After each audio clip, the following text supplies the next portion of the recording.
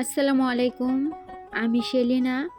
আজও আমি আপনাদের সাথে আমার সাধারণ দিনের ভেতরে ছোট্ট একটি গল্প আপনাদের সঙ্গে ভাগ করে নিতে এসেছি। তো চলেন শুরু করি আজকের দিনের ছোট্ট ব্লগটি। সকাল থেকে মুষলধারে বৃষ্টি হচ্ছে, এই যে বাইরে প্রচণ্ড বৃষ্টি হইতেছে, আর এখানে আমি রান্না করতেছিলাম। এত পরিমাণ বৃষ্টি হইতেছিল, আমার রান্নার জন্য রান্নাঘরে লাড়কি ছিল না।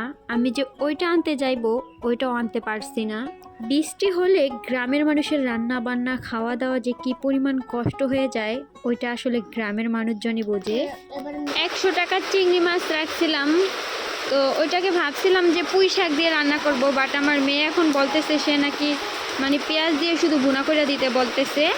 তো এখন এটাকে আমি শুধু পেঁয়াজ দিয়েই ভুনা করে দিব তাকে।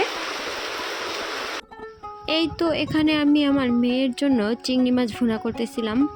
আমি বাকি রান্নার কোনো ভিডিও ক্লিপ নেইনি, কারণ এখানে আমার ভিডিও করতে খুবই কষ্ট হয়ে যাচ্ছিল। হঠাৎ করে মোবাইলটা যদি হাত থেকে পড়তে পারে তাহলে একদম চুলার ভিতরে চলে যাবে, যে কারণে আমি আর ভিডিও করিনি।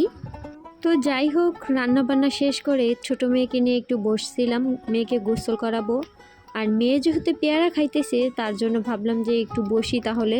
তারপরেই তো গোসল টোসল শেষ করে খাওয়া দাওয়া শেষ করে তারপর আমি আমার বাচ্চাদেরকে নিয়ে বসছিলাম।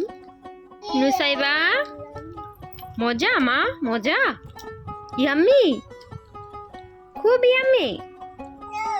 ইয়াম্মি না, আরো চাই, এই যে নাও।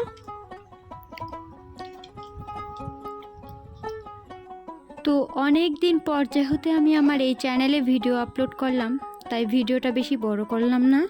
আজকের মতো এ পর্যন্তই। ভালো থাকবেন সবাই। আল্লাহ হাফেজ। আসসালামু আলাইকুম।